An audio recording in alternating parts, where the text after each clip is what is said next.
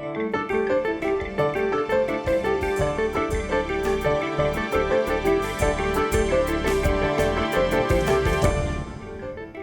I'm Kamal Santamaria. This is Counting the Cost on Al Jazeera, your weekly look at the world of business and finance. This week, the end of a socialist revolution. As Venezuela mourns its former president, Hugo Chavez, we look at his legacy and exactly where the billions of dollars in oil money ended up. Plus the nations which benefited from his largesse, where do they go now? Also this week, Beppe Grillo, the kingmaker in Italy's deadlocked political scene. Will he or won't he join in a coalition?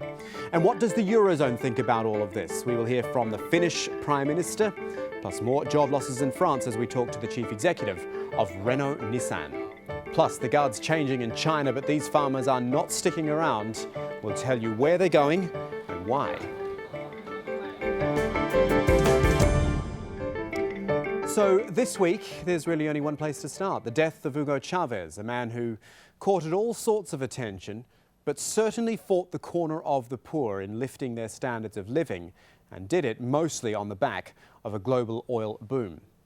During his time in power, Venezuela earned almost $1 trillion, according to the Hoover Institute.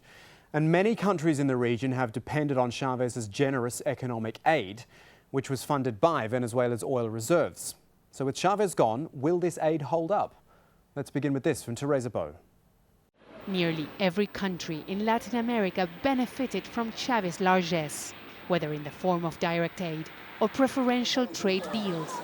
Some are more dependent than others. Cuba relies on Venezuela for 2/3 of its oil and receives some $5 billion a year in cash for sending its doctors and sports trainers to Venezuela. Recently retired Dr. Pablo Pastor, who uses his car as a taxi to make ends meet in Havana, fills his tank with apprehension. We depend on Venezuela to supply our petrol.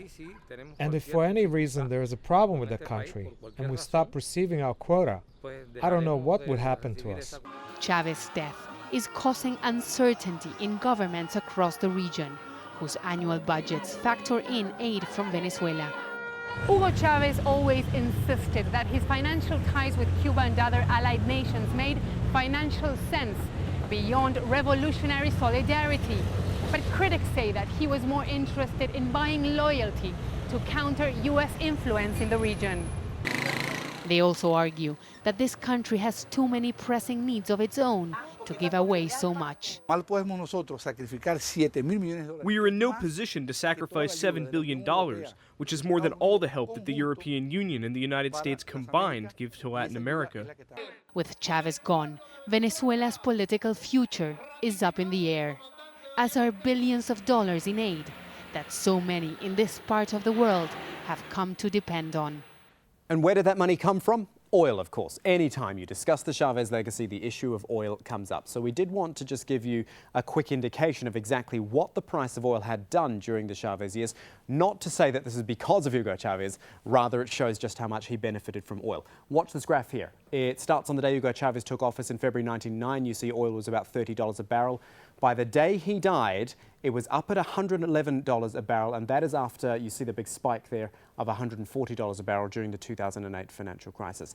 That quite plainly illustrates how Hugo Chavez funded Venezuela's rise.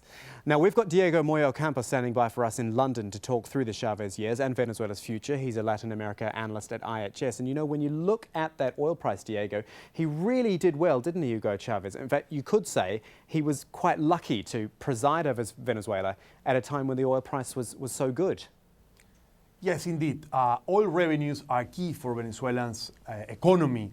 And one of the key issues that have characterized President Chavez's policies has been allocated revenues from oil to social programs and giving priority for PDVSA to develop and be a key alliance with other government departments to develop social inclusion policies rather than enhancing PDVSA's upstream and downstream capabilities. So did the oil money, the huge amounts of oil money, and Hugo Chavez's charisma, you know, say what you like about the guy, he was very, very charismatic, did that perhaps, you know, end up masking the economy a little bit, some of the failings of the Venezuelan economy? Certainly. I mean, President Chavez will be remembered as a man who raised big hopes of an economic, political, and social change in Venezuela, but who in the end failed to lead Venezuela into a path of prosperity and progress.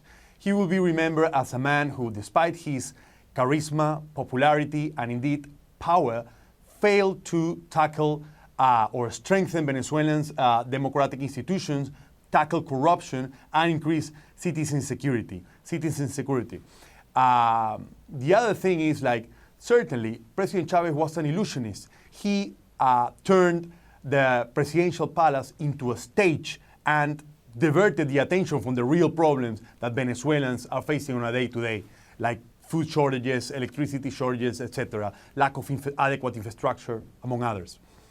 Okay, so let's look at future options then, shall we? You know, we've got Chavez's vice president, of course, Nicolas Maduro, who can't even, I would say, think about trying to be a new Chavez.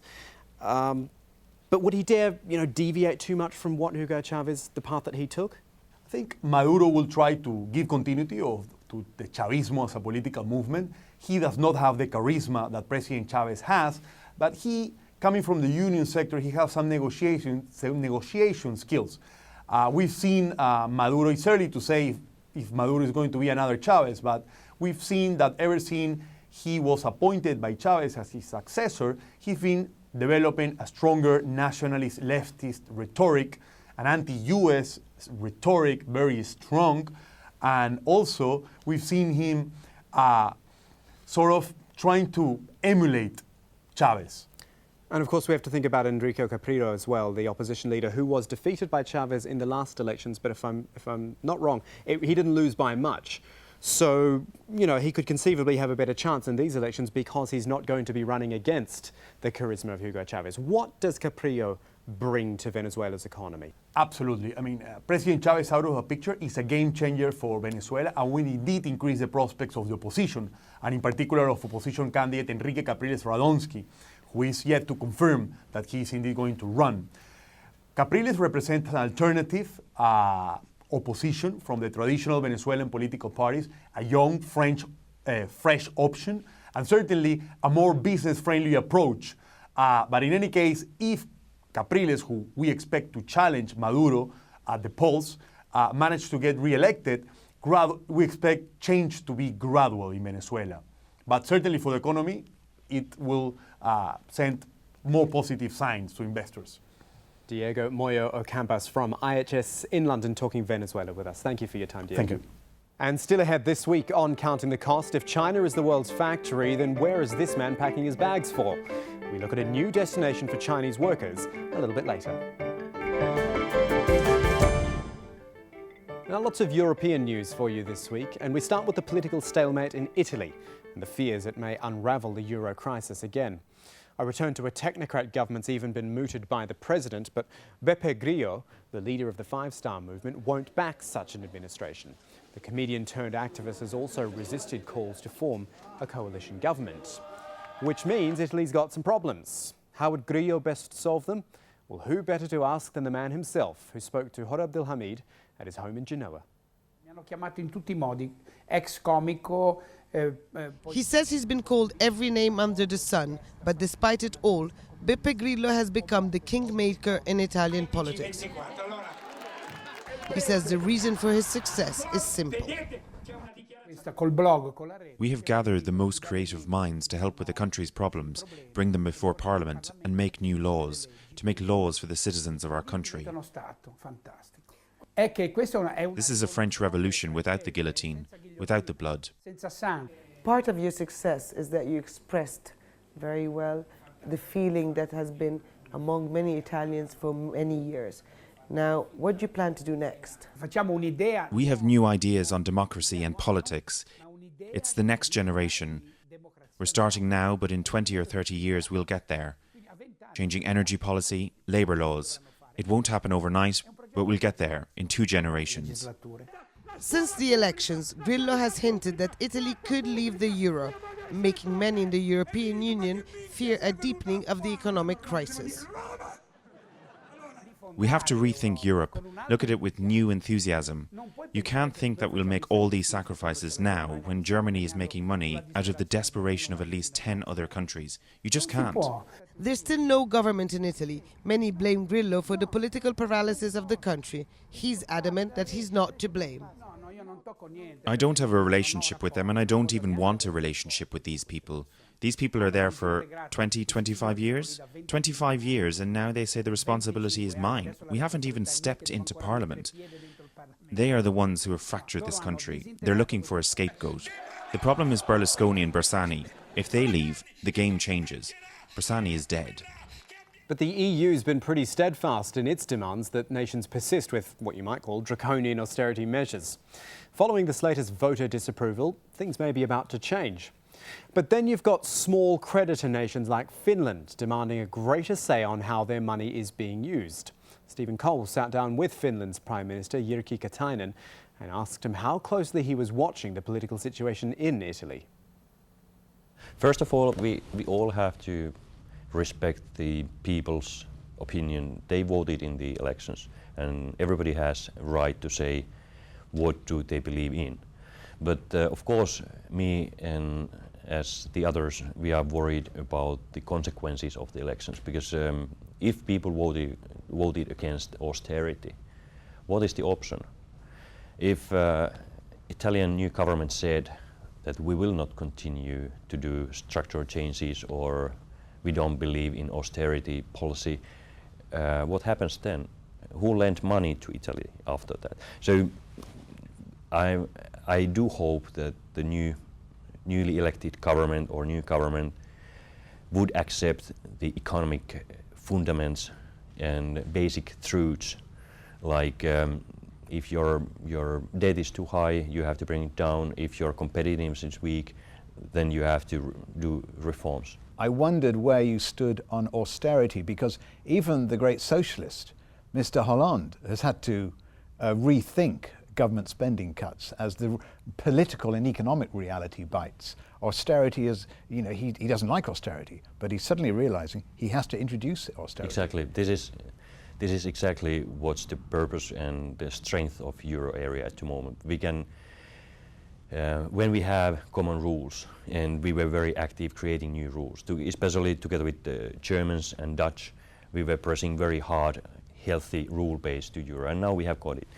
And as you said, even in France, the politicians who have said that they don't believe in austerity policy, they have started to move forward, and they have started to accept basic truths. So we cannot simply afford to have new set of rules, but saying at the same time that nobody will follow them. So Europe must be strong enough to say you are a member of family, and all the family members have the same rules, and it's fair that everybody follows the rule base. Including countries like Cyprus, because they don't seem to be following any rules. Yeah, Greece don't to be following any rules. Italy aren't following any rules. Yeah, well, so actually, what do you say is Finland? I actually, mean, you're going to give Cyprus, what, $23 billion they need? That's what they need as another bailout. What percentage will Finland be paying? First of all, those problems what we can see in various countries in Europe at the moment, there are national mistakes, and it tells the weaknesses of old EMU. But now we have reformed the EMU, and now we are in a situation where we are paying the past mistakes in a new era. So we just have to deal with You're paying for those past mistakes for a long time. Oh yeah, everybody, all the whole euro area will pay for this, if not as in monetary terms, then at least in the lack of growth. And for instance, our biggest loss so far has been low international demand, because we are so export-driven economy. So we have lost much money. Growth. Yeah, much more money because of low growth, comparing to the money what we have used for bailout packages. But you're still prepared to pay out more money to Cyprus. What about if Slovenia comes to you and says, "Come on, give us some more money"? Yeah. I mean, the list gets longer, Prime Minister. Well, I don't know what's the option then. I mean, we are using our rescue mechanism in order to secure the stability, because otherwise, if we said that the countries will not be helped, then I don't know what happens. It's a real mess everywhere, not only in Europe, but also in the rest of the world. But of course, the debate about Europe's failings goes much further than debt and deficit. It's about, competitiveness, productivity and flexible labour markets. That is, how easy it is to hire and fire workers. Now, just how productive French workers are came to the fore in the last few weeks. You had France requesting help from a US tyre maker to save a rival's plant. And then back came the stinging rebuke from the CEO of that company, Titan International, Maurice Taylor, who said the French workforce gets paid high wages but works only 3 hours. They get 1 hour for breaks and lunch, talk for 3 and work for 3. I told the French union workers this to their faces. They told me that's the French way. There have been protests as more jobs go on the line as well. Mass market automakers are struggling with a continent in recession. For example, Peugeot's slashing 11,000 workers and rival Renault as many as 8,000. Well, our business editor Abid Ali spoke to Carlos Ghosn, who's the chief executive of Renault-Nissan from the Geneva Motor Show. Began by asking what he expected from the European auto market this year. Well, unfortunately, the market in Europe continues its slump. Last year, we had a decrease of the market by 8%. This year, so far, on the first 2 months, we continue on the same trend, -8%, -9%, even though most of us were forecasting still a decline in 2013 at a lower level of 3 to 5%. So we're very, we're looking at the market with a lot of scrutiny now to see if we're going to have another decline this year as pronounced as last year, even though we don't believe too much in it. You plan to cut up to 8,000 jobs in France through 2016. What's the issue there?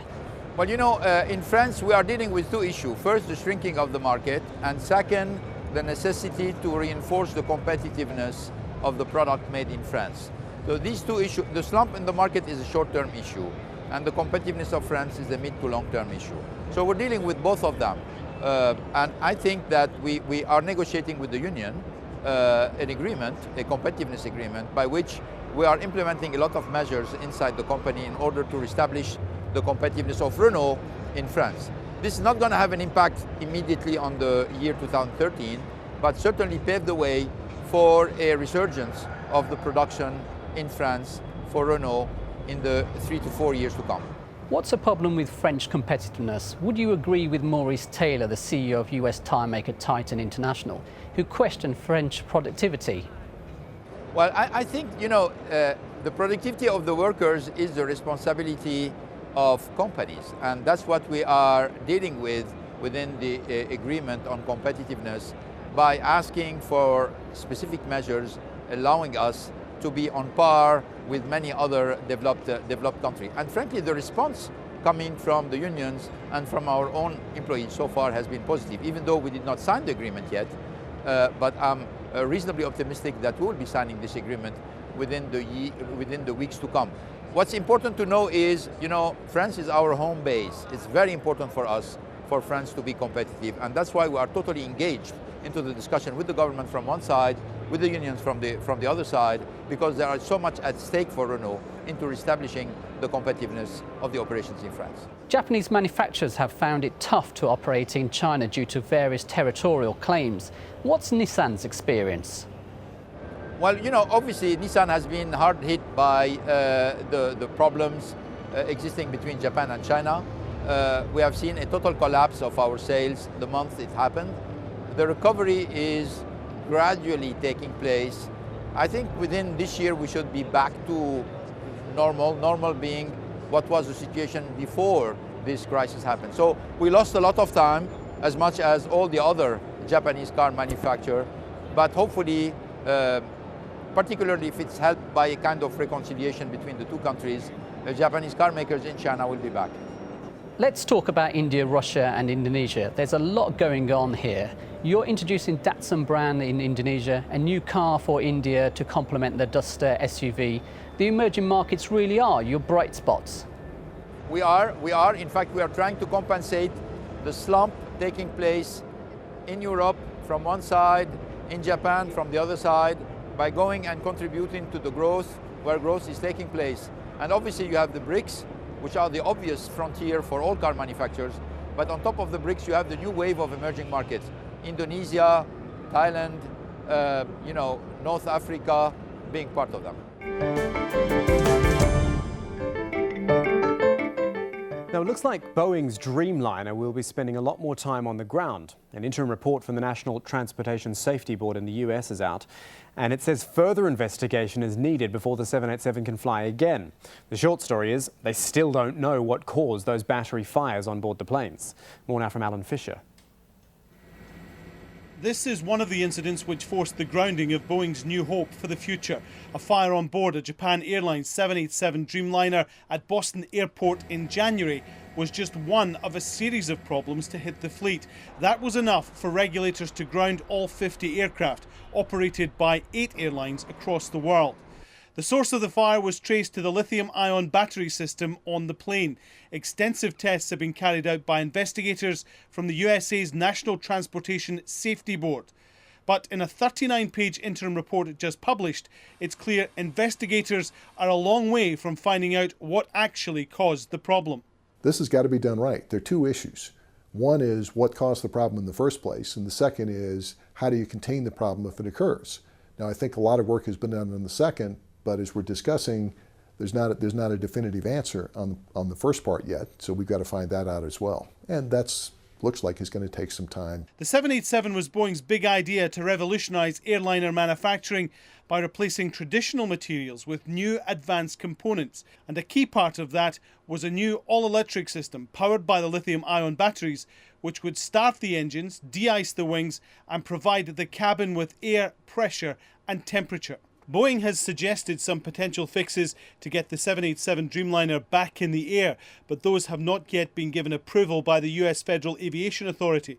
Despite all these issues, Boeing is still picking up orders for the plane. Another airline ordered 15 this week. The NTSB's interim report is strictly factual. It makes no recommendations, there are no conclusions. And so for the moment, the investigation continues and the Dreamliner fleet remains grounded. Finally this week, China, which we know has been investing big in Africa, $20 billion worth, give or take. But you need people to work on such ambitious projects, preferably skilled, cheap labour. And where do you find that? How about China? Margaret Ortigas has that story. Zhang Shutong can't wait to move his family into their new house. It'll be the newest and biggest one in the village once it's completed. But putting the finishing touches on it and getting the furniture in will take a bit more time and money. So Zhang is going away again. All the money I spent on my new house is from working in Saudi Arabia and Angola, especially 2 years in Angola. The salary is very good. To finish his house, Zhang is returning to Africa for another stint as a construction worker on a Chinese project there. He can earn as much as $15,000 in 1 year doing that, which is 5 times more than what he got as a farmer back home. Like Zhang, hundreds are opting to leave poverty in rural China and coming to employment agencies like this one, looking to turn their fortunes around. Ji Ailong opened this employment agency in 2011 to help workers find jobs in underdeveloped African countries. Last year, they helped 143 workers find jobs abroad, and the number is only expected to rise. In the past, people were worried about their safety or health, but as more and more workers are coming home safely with money, their relatives and friends have started joining them. It'll be quite a while before Wang Weijun's mother can cook for him again. Tired of being poor, Wang has decided to leave his family behind and try his luck as a migrant worker in Angola.